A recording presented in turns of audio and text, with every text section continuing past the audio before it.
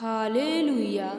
स्वागत है आपका परमेश्वर की हजूरी में। आज का वचन मेरी भविष्यवाणियों की पुस्तक में से लिया गया है, जो कि परमेश्वर के प्रिय दास प्रेरित अंकुर यूसुफ नरुल्ला जी के द्वारा लिखा गया है।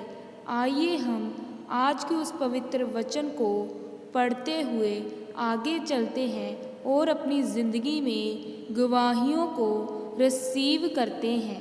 हालेलुया। परमेश्वर हर समय भला है।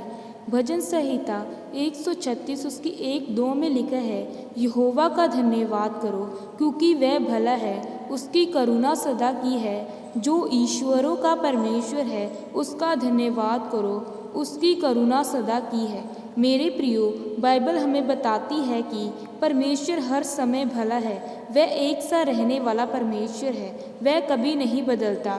वह सदा हम पर अपनी भलाई को प्रकट करता है। जिस प्रकार हम बाइबल में इज़राइली लोगों के बारे में पढ़ते हैं तो हम देखते हैं कि परमेश्वर ने इज़राइलियों पर अपनी भलाई को प्रकट किया। वह पाप पर पाप करते गए, लेकिन परमेश्वर उन पर भलाई को करता गया। वह हमेशा उन्हें माफ़ करता गया। मेरे प्रियो, इसी तरह आज भी परमेश्वर वैसा ही है। वह हमें क्षमा करता है, अपनी भलाई को हम पर प्रकट करता है। परंतु आज आप उन इज़राइलियों की तरह ना बने जिन्होंने बार बार पाप किया। जब परमेश्वर आपको एक बार क्षमा कर देता है, फिर पाप न करें, क्योंकि जैसे इज़राइलियों ने बार बार पाप किया और वह उस वायदे की ज़मीन पर या देश में नहीं पहुंच पाए जहां परमेश्वर उनको ले जाना चाहता था। वहाँ सिर्फ 2 लोग ही पहुँचे, क्योंकि बाकी सब लोगों ने परमेश्वर की भलाई को ना समझा और वे फिर भी पाप करते रहे। मेरे प्रियो, जब परमेश्वर आप पर एक बार अपनी भलाई को प्रकट करते हैं तो उस भलाई का गलत फ़ायदा ना उठाएं, जैसे इज़राइलियों ने उठाया। उस भलाई को परमेश्वर का अनुग्रह समझे जो आप पर हुआ।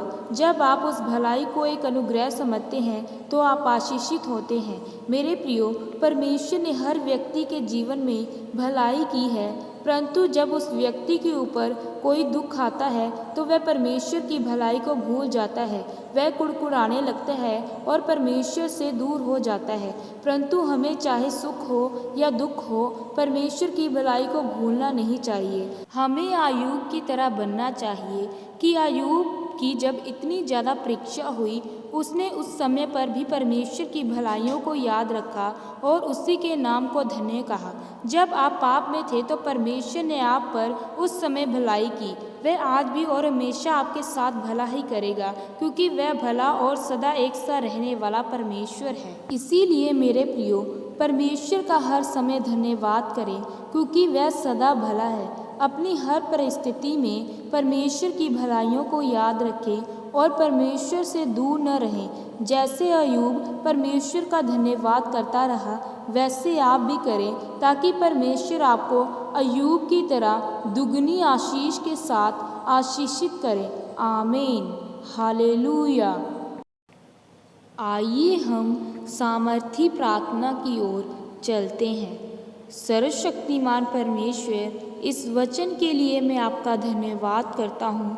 परमेश्वर, मैं अंगीकार करता हूँ कि मैं अय्यूब की तरह आपकी भलाइयों को कभी नहीं भूलूंगा, हमेशा याद रखूंगा, आपके कामों को करूंगा, प्रभु यीशु मसीह के नाम में।